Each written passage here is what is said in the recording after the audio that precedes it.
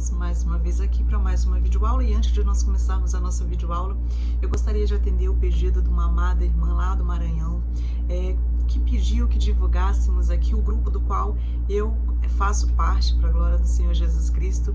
Tenho o privilégio de participar como cooperadora deste grupo. É um grupo da Escola Bíblica Dominical voltado somente para os temas e subsídios da Escola Bíblica Dominical, onde muito tenho aprendido e muito tem me ajudado. E eu queria lhe convidar a participar também deste grupo do Telegram, para que você que precisa de subsídios e você que também quer acrescentar algo a mais com seu conhecimento, você pode estar participando desse grupo e pode estar ali ajudando a crescer o reino, porque todos nós somos servos, todos nós trabalhamos em prol do crescimento do reino de Deus. É por isso que estamos aqui, é por isso que falamos do amor de Deus, é por isso que estudamos a palavra de Deus, para que possamos passar isso à frente e assim divulgar o reino do nosso Senhor Jesus Cristo. Então, se você tem interesse em participar desse grupo, você vai clicar no link que eu vou deixar ou aqui na descrição ou no primeiro comentário. Você pode estar participando desse grupo, tá bom, querido? E vamos lá. A nossa aula de hoje nós vamos falar de Marcos 4. Hoje nós já estamos na lição de número 3, que tem por tema as parábolas do servo. O texto áureo vai dizer: os que foram semeados em boa terra são aqueles que ouvem a palavra e a recebem, frutificando a 30, a 60 e a 100 por um. Marcos capítulo 4, versículo 28.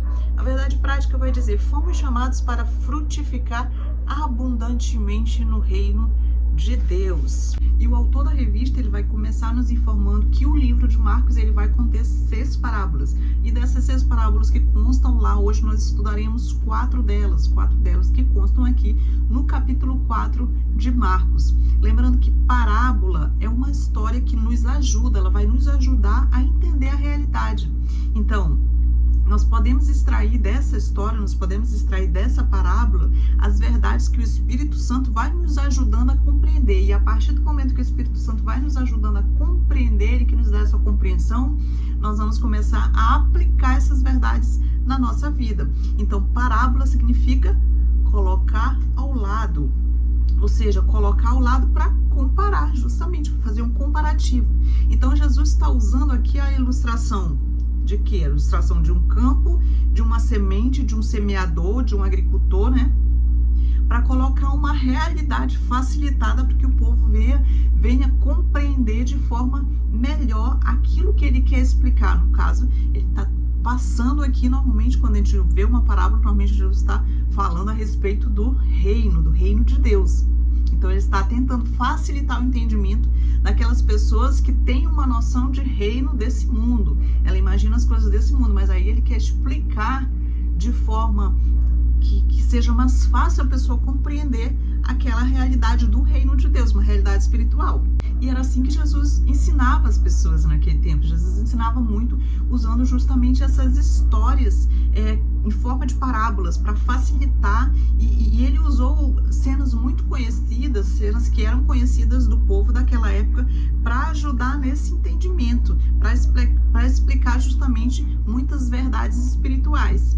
E é interessante pensar que esse método de ensino que Jesus usava, que eram as parábolas, ela obrigava as pessoas a pensar. Por isso que aqui no capítulo 4, versículo 12, ele vai dizer o seguinte, ó: para que vendo, vejam e não percebam, e ouvindo, ouçam, mas não entendam. Porque ao contrário dos discípulos que se entusiasmavam com aquelas grandes multidões que estavam sempre seguindo Jesus não. Jesus ele sabia e ele percebia, ele via que aquelas pessoas, muitas daquelas pessoas que seguiam ele, elas ouviam tudo aquilo, mas elas não conseguiam, digamos que praticar aquilo que Jesus estava falando. Ou seja, elas não passavam à frente, elas não reproduziam aquilo que Jesus estava falando. Porque aquelas pessoas ouviam o que Jesus estava dizendo, mas eles não analisavam, eles não paravam para pensar. Porque primeiro nós ouvimos e aquilo fica na nossa mente, nós precisamos pensar a respeito daquilo, nós precisamos analisar. E depois que nós começamos a pensar a respeito daquela palavra, porque aqui nós estamos falando da palavra de Jesus, aquelas pessoas, aquelas multidões que estavam ali atrás dele ouviam os seus sermões, ouviam as palavras do Senhor Jesus, mas muitas delas ouviam, mas não reproduziam. Então Jesus está dizendo aqui que a gente precisa estar atento à sua palavra, nós precisamos inculcar ela na nossa mente e tentar, se não compreendermos essa palavra, buscar entender e ficar com ela na nossa mente para depois que ela, da nossa mente, que ela desce para o nosso coração. Então, aquelas pessoas somente ouviam, mas não passava disso. E a gente também precisa lembrar que ainda tinha aquelas pessoas que estavam ali no meio da multidão somente para procurar uma prova ali, para poder incriminar Jesus, para poder matar Jesus. Ainda tinha essas pessoas que seguiam, que estavam ali no meio da multidão com esse intuito. Mas lembrando que no meio da multidão também tinha aquelas pessoas que tinham realmente um desejo de conhecer Jesus, de ter mais de Jesus, e era justamente para essas pessoas que estavam de fato interessadas no Senhor Jesus, em conhecer mais, em saber mais, interessadas nas verdades do reino que ele trazia. Então era para essas pessoas que Jesus voltava ali toda a sua atenção. O subtópico 1 vai dizer sua importância, Marcos capítulo 4, versículo 13, que diz: então lhes perguntou, não entendeis essa parábola? E como compreendereis todas as parábolas? Então, quando a gente vê Jesus falando, fazendo essa pergunta para os discípulos, a gente nota que tem uma importância toda especial. Essa parábola, ela é importantíssima ser compreendida. A gente nota que nessa pergunta de Jesus, a gente vê que aqui é como se tivesse uma chave para você compreender todas as outras parábolas, como se fosse algo importantíssimo para que você entendesse o sentido das demais parábolas que viriam. E ele diz: se vocês não conseguem entender essa, como se essa fosse ali vital para a compreensão das outras. A gente nota que tem uma importância no ar. E também a gente vai notar que a grande maioria das parábolas de Jesus, ela vai falar a respeito do reino de Deus. E era muito o que Jesus pregava, era a respeito do reino de Deus. Quando nós estudamos Mateus, nós vimos isso, que João Batista apareceu ali no deserto, e o que ele pregava? Ele pregava: arrependei-vos, porque é chegado o reino de Deus. E ele anunciava, abria o caminho ali para Jesus, que via logo após ele. E quando Jesus chega, Jesus ali encontra-se com João Batista, Jesus é batizado, o Espírito Santo desce sobre ele, e quando ele sai dali, ele vai ser tentado, e quando ele sai para pregar o evangelho ali ao redor da Galileia, do mar da Galileia, qual é a mensagem que Jesus está levando? Jesus está levando a mensagem justamente: arrependei-vos, porque é chegado o reino de Deus. Então, a gente vê que é pregado arrependimento e é anunciado esse reino que chegou. Só que qual era a dúvida dos discípulos quando Jesus falava desse reino? Porque os discípulos e todos os judeus, eles tinham ali a esperança de que o Messias chegasse, e esse Messias fosse um conquistador de coisas terrenas. O que eles esperavam? Que Jesus chegasse e os livrasse do domínio de Roma, porque nesse tempo eles estavam debaixo do domínio de Roma, de César. Então eles aguardavam esse Messias, e que esse Messias seria justamente esse rei que traria este novo reino, mas esse reino que o povo imaginava, e que até os discípulos imaginavam até certo tempo, era um reino daqui dessa terra. E aí Jesus chega e prega esse reino, e ele diz: é chegado o reino de Deus. Só que eles esperam uma mudança física, eles ficam esperando: sim, mas aí tu vais conquistar esse reino. E eles imaginam aí todos os povos do mundo agora se dobrarão diante da nação de Israel, porque Jesus chegou, o Messias chegou para estabelecer este reino aqui na terra, e todas as outras nações se curvarão diante deste reino que é Israel. Só que a realidade que Jesus traz não é essa, é uma realidade de reino diferente. Então, através das parábolas, Jesus ele vai procurar ilustrar as verdades desse reino. Ele vai tentar ilustrar a natureza desse reino, para que essas pessoas venham a compreender, porque elas estão com essa visão aqui da terra, de reino da terra. Mas não, Jesus, através da parábola, das parábolas, ele vai tentar fazer o povo compreender, colocando ali ao lado, comparando, para que as pessoas venham a compreender como é a natureza desse reino, que não pode ser entendida como um reino aqui do mundo, não pode ser entendido como um reino deste mundo, mas é um reino dos céus, é o reino de Deus, para tentar mostrar como é que Deus age aqui nesse mundo. E muitas vezes algumas pessoas acham até que Deus não está agindo aqui nesse mundo, porque muitas pessoas rejeitam a palavra, as pessoas não querem ouvir a mensagem, não querem receber a mensagem, e poucas são as que aceitam positivamente, as que de fato aceitam essa mensagem, que recebem essa palavra, que vivem, que tem uma mudança real. Então Jesus vai ilustrar através dessas parábolas. Aquela multidão que estava ali seguindo ele, mas nem todos aqueles recebiam a sua palavra e nem todos permitiam que aquilo frutificasse e desse frutos, ou seja, não conseguiam reproduzir, não conseguiam produzir frutos através do que Jesus estava ensinando para eles. O subtópico 2 vai dizer seu tema central. Marcos capítulo 4, versículo 4 vai dizer: e ao semear, uma parte caiu à beira do caminho e vieram as aves e a comeram. Para a gente compreender bem essa palavra, a gente precisa entender a realidade daquele tempo. Naquele tempo, as sementes elas eram plantadas manualmente, e a gente precisa ter em mente que essas sementes que eram plantadas, elas não cresciam em fileiras, como nós vemos hoje em dia. Se a gente for ver hoje em dia, a gente tem muito esse pensamento de agricultura, o agricultor já passando aquelas máquinas semeadoras que vão ali colocando harmoniosamente aquelas sementes, e elas crescem do mesmo tamanho e enfileiradas. Não, nós precisamos voltar nossa mente à realidade daquela época. As sementes, elas eram plantadas manualmente. Aquele semeador, aquele agricultor, ele caminhava pelo campo e ele jogava ali sobre o solo punhados de semente. E esses punhados de semente ele retirava ali de uma grande sacola que ele levava ali nos seus ombros. E a gente precisa ter em mente que não importa o quão habilidoso fosse esse semeador, quão habilidoso fosse esse agricultor, ele nunca conseguia evitar que alguma dessas sementes caísse sobre espinhos, caíssem sobre rochas, sobre pedras, ou que mesmo alguma delas fossem carregadas pelo vento. Assim, o lavrador, ele lançava, o agricultor, ele lançava ali essas sementes com liberalidade, justamente para que o número suficiente de semente caísse ali sobre o solo fértil e que a colheita dele fosse assegurada. Tendo isso como realidade daquele tempo, Jesus, a partir do versículo 14, ele vai começar a explicar o sentido dessa parábola. Então aqui a gente começa falando dos componentes que compõem essa parábola. Justamente o primeiro componente que vai aparecer aqui é a semente. A semente, o que simbolizava a semente? Jesus está explicando aqui que a semente que é semeada é justamente a palavra, ou seja, a pregação que Jesus estava levando. Como eu já falei no começo, qual era a pregação que Jesus estava levando? Desde o começo: arrependei-vos porque é chegado o reino dos céus, o reino de Deus. Então, desde o começo, Jesus está semeando no coração do povo justamente essa semente de arrependimento, porque chegou ali um novo reino, o reino dos céus, o reino espiritual. E o semeador que semeava essa palavra, a gente já sabe que era Jesus que estava pregando, era Jesus que estava semeando essa palavra no coração do povo, essa palavra de arrependimento, era ele que estava levando. Mas, por extensão, esse semeador também vai se estender a nós, a todos, na verdade, os seus discípulos, os seus apóstolos, aqueles que conseguiam reproduzir o que Jesus estava produzindo aqui, porque Jesus estava aqui pregando o arrependimento, pregando o reino é chegado.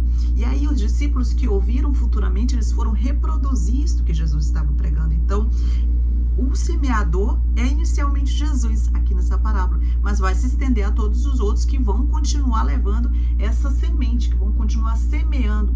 E o propósito dessa parábola é justamente mostrar a reação do povo diante da pregação de Jesus, diante dessa pregação, como o povo reagia, como que aqueles corações reagiam, eles eram receptivos a essa palavra, como eles reagiam. Então Jesus aqui está tentando exemplificar, tentando colocar ao lado para que as pessoas compreendam. E um outro componente que aparece aqui nesta parábola são os solos. Os solos a gente sabe que representa o coração das pessoas e a reação que cada uma delas tem quando ouve essa palavra. Qual é o tipo de receptividade, ou se elas rejeitam essa palavra. Aqui o solo vai representar justamente o coração e a reação das pessoas em relação a isso. Outro componente que vai aparecer aqui no capítulo 20, Jesus vai falar dos frutos. Os frutos, eles vão representar uma reação positiva desse ouvinte que ouviu esta palavra, que creu nessa palavra, que está agora reproduzindo esta palavra, ou seja, esses frutos é justamente a reprodução, tá? Mostrando através de atos, através da prática, que de fato ele recebeu aquela palavra, que aquela palavra fez uma mudança na sua vida e agora ele está demonstrando. E interessante que ele fala aqui que nem todos esses frutos eles vão dar no que a Bíblia vai chamar de solo bom. E quando a semente cai nesse solo bom, que tem essa receptividade, que realmente aceita, que começa a seguir o mestre, ele dá esse fruto. Interessante de notar que nem todos dá na mesma intensidade. Ele vai dizer que uns dá 30, uns 60 e outros 100. Então bora aqui imaginar para facilitar o nosso entendimento. Bora imaginar aqui um campo daquela época lá da Palestina. E nesses campos a gente precisa imaginar que antes do semeador sair para semear essas sementes, o semeador ele já tinha arado aquele solo, ele já tinha preparado aquele solo. Só que quando ele saía a semear essas sementes, como nós já falamos nas sacolas, ele pegava e jogava essas sementes. Quando ele saía a semear, a gente precisa também compreender que por mais que esse agricultor tivesse arado, tivesse trabalhado nesse solo, havia aquelas regiões do solo em que embaixo daquela terra arada haviam pedras essas que o agricultor não poderia saber que elas estavam ali embaixo, porque ele não tinha como vê-las. E também tinham mais outras áreas que ele havia arado a terra, preparado a terra ali em cima, que também haviam os espinhos, haviam os abrolhos, havia os espinhos que estavam ali embaixo, aquelas raízes que estavam ali embaixo, que ele também não podia ver, e ele ia jogando essa semente em cima de toda essa terra arada, no qual a parte de baixo deste arado, desta terra arada, ele não tinha como ver. Então algumas delas tinham sim pedras debaixo desta terra, algumas delas tinham sim espinhos ali debaixo dessa terra, abrolhos ali embaixo. Também a gente precisa imaginar, antes de falar de fato nessa parábola, a gente também precisa imaginar que esse agricultor, ele fazia caminhos, eram delimitados caminhos por onde este agricultor ia andar. Aquele caminho era preparado justamente para o agricultor andar naquele caminho e ir semeando as sementes ali. Então, nesse caminho podia ser que nesses punhados de mão que ele pegava e lançava as sementes, essas sementes caíssem justamente neste caminho. O que também podia ocorrer que o vento levasse, que viesse os pássaros e pegassem essas sementes que caíam aí nesse caminho. Então a gente precisa imaginar toda essa realidade. E essa realidade era muito comum para o povo daquela época. Então Jesus estava usando algo que era realmente que facilitava muito o entendimento daquele povo. Então, ao contrário do que a nossa sociedade é hoje, que a nossa sociedade, a grande maioria, não é uma sociedade agrícola, digamos assim, que vive exclusivamente da agricultura como era naquele tempo. Esse assunto naquele tempo era um assunto extremamente comum e de fácil entendimento para aquele povo. Hoje em dia, talvez alguém que tenha acesso ao campo, que tenha já visto alguém fazendo a semeadura, talvez tenha uma facilidade de compreensão, levando em conta que hoje em dia é utilizado, na grande maioria das produções, é utilizado maquinários. Então, não, a gente precisa voltar um pouco e imaginar que tudo era manual. Neste tempo era tudo manual. Então, quando Jesus fala dessa parábola do semeador, é algo que vai realmente facilitar muito o entendimento a respeito do reino de Deus. E Jesus começa aqui explicando no versículo 15 quem são aqueles cujo solo, o solo a gente já sabe que é o coração, cujo solo a semente cai à beira do caminho. Essas pessoas são aquelas pessoas que ouvem a pregação de Jesus. Elas estão ali no meio da multidão, elas ouvem a pregação de Jesus, mas elas não entendem essa pregação, elas não compreendem essa pregação.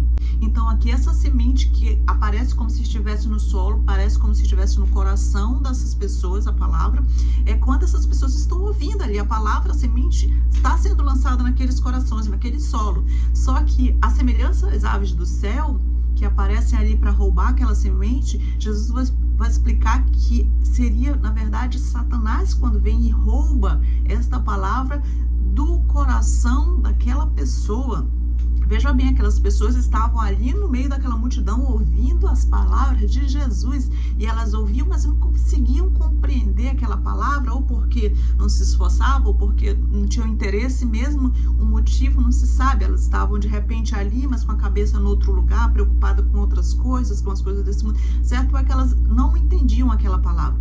E a gente trazendo para a nossa realidade, a gente imagina nós dentro da igreja ouvindo a mensagem. Mensagem, sim, a semente é a palavra. A palavra é a mensagem que é pregada. Jesus estava pregando naquele tempo. Hoje em dia nós temos os pregadores que reproduzem a pregação de Jesus. Nós pregamos o reino de Deus, o arrependimento. E assim como aquela multidão estava ao redor de Jesus, ouvindo aquela palavra e não compreendendo, do mesmo modo possa ser que haja nas igrejas, nos locais de reuniões, pessoas que estão ali sentadas ouvindo a palavra de Deus e não compreendem. Muitas vezes não compreendem porque a mente delas está lá em casa, numa situação que ficou mal resolvida. De repente elas estão ali com o celular na mão, mexendo no WhatsApp, alguma coisa assim. Certo é que elas não estão atentas à palavra, não compreendem a palavra, saem do culto sem entender a palavra. E o que acontece? Satanás, sim. A palavra de Deus está dizendo aqui. Satanás vem, entra no coração dessa pessoa e rouba aquela palavra, para que ela não compreenda, porque primeiro nós compreendemos, lembra? Nós ouvimos, quem tem ouvidos para ouvir, ouça, nós ouvimos, e a partir do momento que nós ouvimos, nós ali pensamos, procuramos pensar e procuramos compreender aquela palavra. Nós só conseguimos compreender quando estamos ligados com o Espírito Santo nos ajuda a compreender. Nós compreendemos aquela palavra, e a partir dali aquela palavra desce para o nosso coração. Quando desce para o nosso coração, aí sim, nós vamos viver aquela palavra. E aqui está a primeira explicação que Jesus dá, o porquê que tanta gente estava ali ouvindo ele naquela multidão, mas não cria, não se convertia, não seguia Jesus, porque justamente essas pessoas nas quais Jesus estava, através da pregação, semeando as sementes nos seus corações, o inimigo mandava ali as aves e roubava essa palavra, porque elas não estavam atentas, o coração delas não estava voltado, a mente delas não estava voltada, não estava ali voltado para tentar compreender aquela palavra, de modo que aquela pessoa não sofre nenhum efeito. A palavra que foi dada ali, que foi lançada no seu coração, a semente não faz nenhum efeito, não surte nenhum efeito na vida daquela pessoa. O segundo coração está aqui no versículo 16 e 17, que ele vai falar do solo rochoso. Essas pessoas aqui que Jesus estava se referindo, eram aquelas pessoas que também ouviam a sua palavra, que eles ouviam e eles, quando ouviam aquela palavra,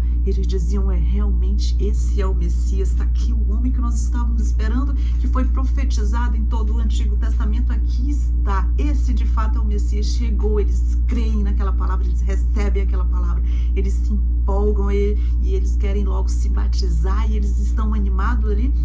Só que Jesus vai dizer que eles têm pouca duração.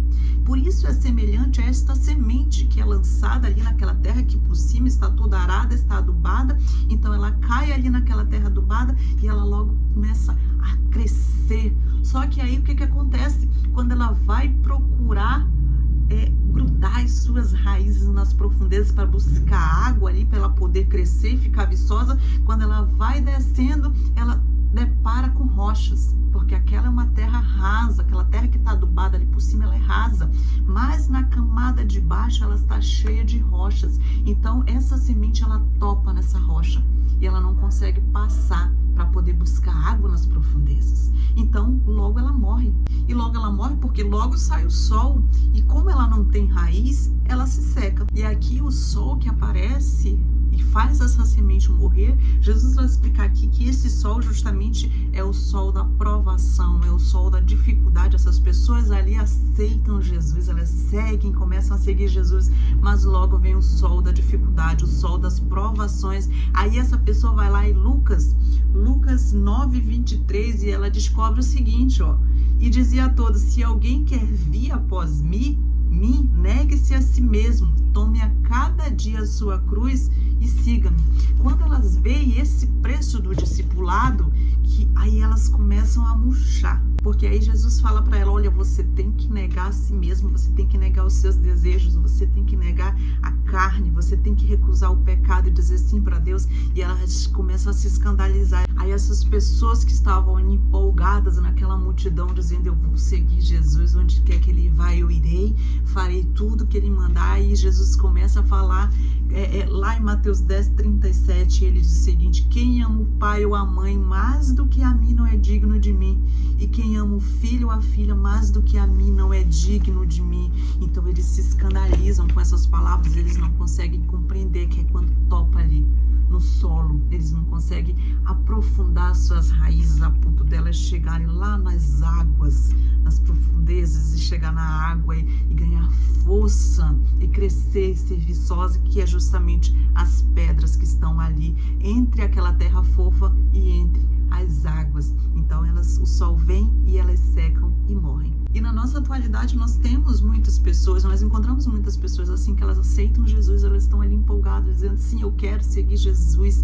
E só que quando começa ali a aparecer dificuldades, elas começam a sentir muitas pressões no trabalho, na escola, na universidade ou no ambiente que elas frequentam, elas começam a sentir muito essa pressão, e aos poucos elas vão começando a esfriar, elas param de ler a Bíblia, elas param até que um dia elas não vão mais para a igreja, elas somem ali do do ambiente das reuniões cristãs, de repente porque elas não têm raízes profundas o suficiente para se manterem vivas. O terceiro coração que Jesus vai falar aqui é do solo espinhoso, que também, igual às outras sementes, ele também aceita Jesus, ele recebe Jesus com empolgação, ele começa a brotar, começa a crescer, só que junto com essa planta cresce também os espinhos, crescem também os abrolhos. Ela não vai crescer sozinha. Nesse solo espinhoso vai crescer junto com essa sementinha que foi lançada ali, vai crescer também os abrolhos, os espinhos. O que vai acontecer? Essa semente ela não vai dar fruto, porque o espinho ele vai crescer e vai sufocar essa semente. E olha só, Jesus vai comparar esses espinhos justamente às preocupações do mundo, e os termos que ele vai usar é justamente os cuidados do mundo, a fascinação com as riquezas, o deleite da vida e outras ambições. E todos esses termos que Jesus usou, elas vão concorrer com a palavra, ou seja, elas vão entrar junto com a palavra ali no seu coração, e elas vão concorrer com essa palavra e elas vão sufocar a palavra. Se nós formos trazer isso para a nossa realidade, nós vamos ver que esse é um tema muito atual, porque se nós formos ver quantas pessoas que estão ali na igreja, que são cristãos, que se dizem cristãos, mas que estão ali tão preocupados com coisas que se nós formos colocar assim numa conversa, não são não são pecado. Tipo, a pessoa ter uma preocupação com o seu futuro, com a sua profissão, nada disso é pecado. A pessoa ter uma preocupação ali com o seu emprego, ter um emprego melhor, conseguir se preocupar com o futuro, o que eu vou fazer para conseguir minha aposentadoria, ou como eu vou juntar dinheiro para ter uma velhice mais tranquila. São preocupações assim que não tem problema você ter, mas tem pessoas que colocam isso num nível tão alto que aquilo acaba se tornando seu ídolo, aquilo acaba se tornando seu Deus, uma preocupação, colocando uma preocupação excessiva com as riquezas, com o dinheiro, e coloca tudo muito exageradamente, que acaba colocando aquilo em primeiro lugar e deixando Deus em segundo lugar, e aquela preocupação acaba tomando tanto tempo daquela pessoa que muitas vezes ela não tem tempo mais de buscar intimidade com Deus, não tem tempo mais de orar como ela orava de madrugada, não tem tempo mais de ir para as consagrações, para os cultos. Então aquilo que se torna o seu Deus, aquilo se torna o primeiro lugar na vida dela. E o resultado desse espinho aqui que Jesus está explicando é que esse espinho cresce e eles sufocam aquela semente. Então, ou seja, mesmo que aquela pessoa continue indo para a igreja, mas ela não cresce espiritualmente, ela não dá frutos, ela não produz. Ou possa ser também que ela simplesmente se afaste, não pare de ir para as reuniões, não vá mais, porque os espinhos sufocaram do coração dela a palavra de Deus. A gente encontra um exemplo na Bíblia, quando a gente vai lembrar lá do rei Josias, quando o rei Josias chegou e falou: vamos restaurar, vamos fazer uma limpeza, vamos restaurar a casa do Senhor. Eu quero que vocês façam a contabilidade de todos os tesouros que nós temos aqui, e aquelas pessoas, aqueles escrivãos saíram a fazer essa contabilidade, e a palavra de Deus vai contar que Ilquias, que era o pai de Jeremias, né, ele chegou ali, ele encontrou ouro, muito ouro e prata, e no meio desse ouro e dessa prata vai dizer que ele encontrou ali um livro. E este livro era o livro perdido, o livro da lei. E eles vão e levam aquele livro ali para o rei Josias e mostram para o rei Josias. O rei Josias vai perguntar: onde foi que vocês encontraram esse livro? E eles vão dizer: nós encontramos esse livro perdido no meio do ouro e da prata. E o rei Josias ainda era uma criança, sem entender bem o que era aquele livro, que aquele livro era a lei de Deus, que aquele livro era a palavra de Deus. E quando a gente fala aqui do livro perdido, que era a palavra de Deus, que era a lei de Deus, quando nós falamos desse livro perdido que estava ali no meio do ouro e da prata, nós lembramos imediatamente da palavra sufocada no meio das riquezas, que Jesus estava se referindo ali. Os espinhos dos cuidados materiais sufocaram o crescimento, sufocaram o desenvolvimento da palavra.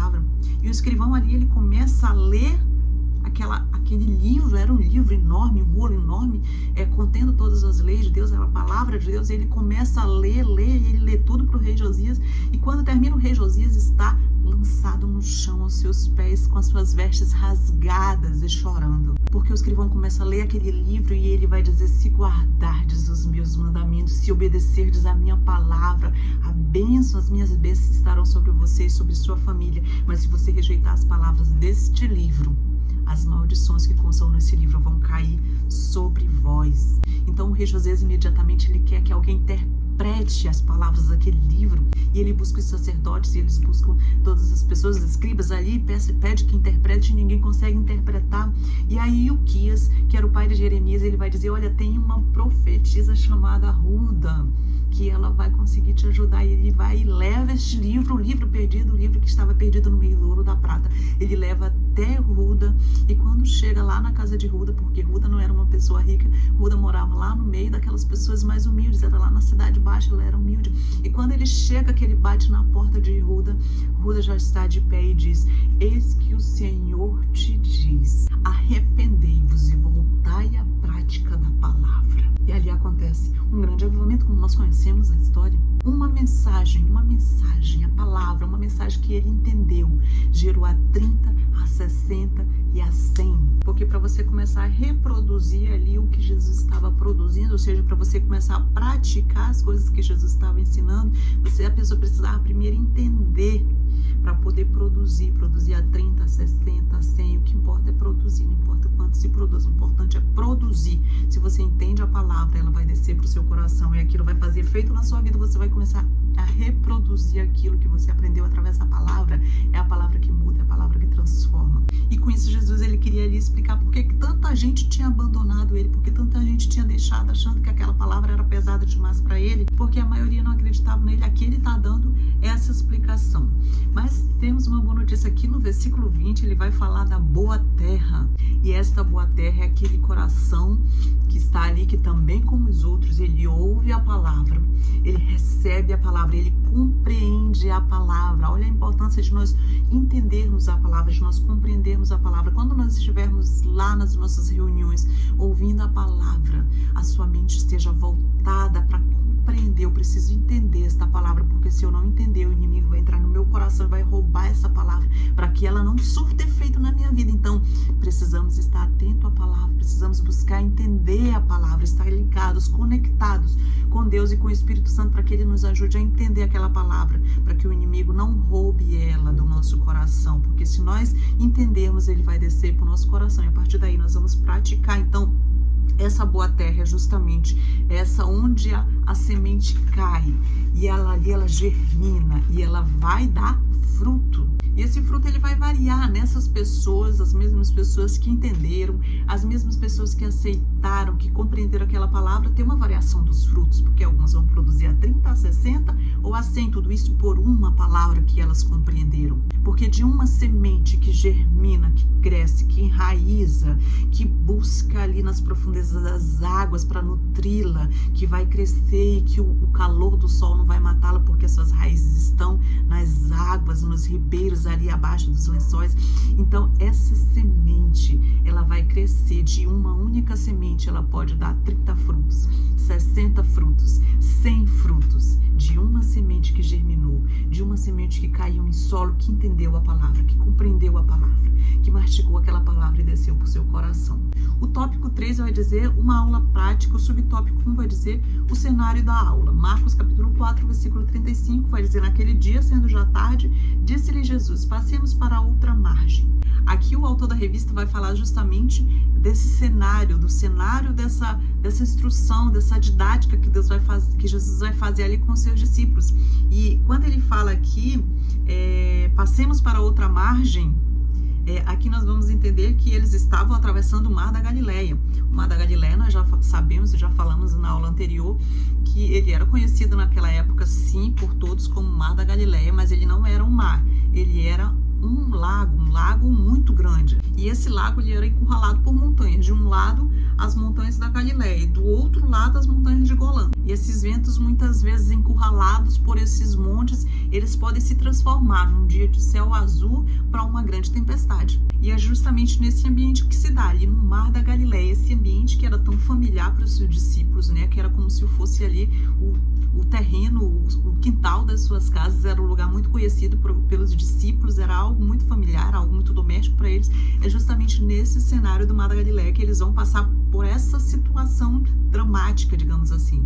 E esse fato dessas tempestades de ventos que ocorriam muito rapidamente era muito comum nesse período devido a toda essa situação dos ventos que batiam ali naquelas grandes montanhas e geravam essas tempestades rapidamente se formava uma tempestade. Foi exatamente o que aconteceu aqui nessa didática que Jesus faz com os seus discípulos. Foi o que aconteceu.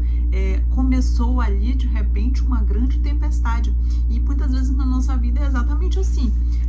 E muitas vezes, assim como nos discípulos, com os discípulos que ali viveram aquela tempestade num lugar que era familiar para eles, muitas vezes nas nossas vidas também é assim. Muitas vezes na nossa vida tá tudo tranquilo, o mar ali tá bem calminho, tá tudo bem, e de repente se forma uma grande tempestade ali no meio que nós conhecemos, no nosso meio familiar, no nosso meio de amigos, e naquele ambiente que a gente está acostumado se forma ali uma grande tempestade. E essa tempestade ali que pegou os discípulos, ela não apenas chega repentinamente, mas ela chega num nível, numa crise que eles não conseguem administrar.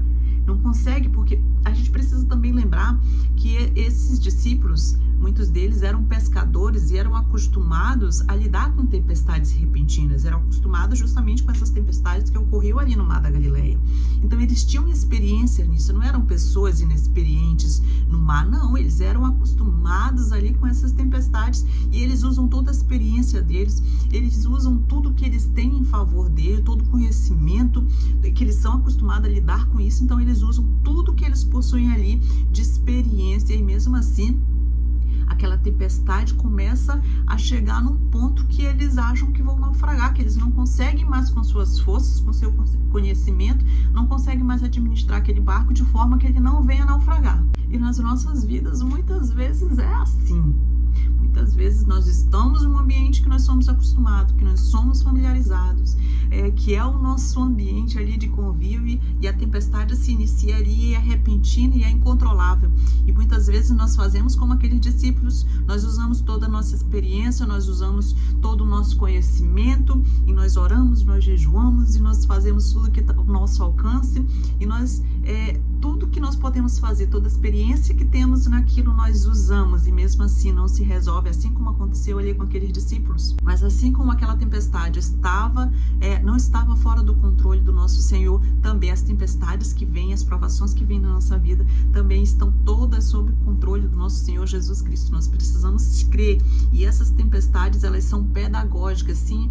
Esse cenário aqui que a gente está falando é um cenário pedagógico, por isso que o tema aqui que o autor deu é o cenário da aula, porque é algo pedagógico. Jesus está ensinando ali para os seus discípulos justamente a ter fé, porque essas tempestades, ela não vem para nos destruir. Aquela tempestade, ela não tinha chegado ali para levar aquele barco a naufrágio, não, ela estava ali como algo pedagógico para fazer os discípulos aprenderem a confiar em Deus, a exercitar a sua fé. Então é como se fortalecesse as musculaturas deles espirituais. E do mesmo modo é conosco. O subtópico 2 vai dizer justamente a confiança em Jesus, Marcos 4:38. E Jesus estava na popa dormindo sobre o travesseiro. Eles o despertaram e lhe disseram: Mestre, não te importa que pereçamos? E a partir daqui nós vamos ter 3 perguntas que vão soar fortes aqui. A primeira pergunta é justamente essa que os discípulos fazem para o mestre, dizendo: Mestre, não te importa que pereçamos? Mas antes de nós chegarmos a essa pergunta, nós precisamos voltar só um pouquinho para a gente entender o contexto. O contexto é justamente o que a gente já estudou, que Jesus tinha passado o dia ensinando a respeito das parábolas ali do reino, ele tinha passado o dia ensinando o povo, e no final do dia, tanto que aqui no versículo 35 que a gente leu anteriormente, diz: naquele dia, sendo já tarde, ou seja, ele tinha passado o dia ensinando, disse-lhe Jesus: passemos para outra margem. Então Jesus estava ali, passou o dia ensinando, e no final do dia ele estava cansado, ele estava com sono, ele estava afadigado, porque nós precisamos lembrar que Jesus era Deus e era homem, era o Filho de Deus, mas também era chamado de o Filho do Homem. Ele também era homem, ele também sentia cansaço, ele também sentia fome, ele também sentia sede. Então, depois de um dia todo que Jesus estava ali ensinando, ele sente-se cansado. E agora Jesus, conforme Marcos vai nos informar, Jesus estava na polpa do barco, estava dormindo sobre um travesseiro. E essa tempestade, ela vai surgir ali de uma maneira inesperada. Não tem nenhuma parte aqui do texto que a gente vai ler que vai encontrar algum indício, algo que nos leve a entender que essa tempestade já havia ocorrido, já havia começado, já dava indícios antes de eles entrarem no barco, ou logo que entraram no barco. Não tem nenhum indício disso. Pelo contrário, Jesus vai entrar no barco, vai dormir e subitamente, de repente, começa e surge essa tempestade. Mas a gente nota que aí os discípulos, eles não foram imediatamente chamar Jesus, eles não acordaram Jesus imediatamente que começou a tempestade, não. Eles ali colocaram todo o seu esforço, eles usaram toda a sua experiência, eles fizeram de tudo que estava ao alcance deles para evitar que aquele barco naufragasse. E é justamente nesse contexto que eles vão lá com Jesus. Depois de já terem tentado de tudo, depois de já ter feito tudo que estava ao seu alcance, depois de ter usado toda a sua experiência, é nesse contexto que eles vão chegar com Jesus agora finalmente. E até num tom, uma pergunta num tom de censura, dizendo: mestre, tu não te importas que pereçamos? E é interessante lembrar e nos analisar que essa é exatamente a nossa reação quando nós estamos em meio a uma tempestade e parece que Deus não está nos vendo, e parece que Deus não está olhando para nós, parece que Deus não se importa conosco, e muitas vezes é isso que nós queremos perguntar: Deus, tu não te importa que nós pereçamos nessa tempestade que apareceu aqui, que eu estou inundando, que eu estou prestes a naufragar? Muitas vezes nós nos imaginamos nessa situação quando estamos em meio a essas tempestades, não é mesmo? E essa pergunta em tom de censura que os discípulos fazem é uma pergunta que normalmente nós também fazemos em tom de censura, porque se a gente for ver aqui no versículo 35, quem deu a ordem para atravessar foi Jesus, ó. Jesus disse: passemos para outra margem, ou seja, era uma ordem de Jesus. Jesus tinha dito que eles deveriam passar para outra margem. Em seguida, Jesus entrou, dormiu ali no travesseiro na polpa do barco.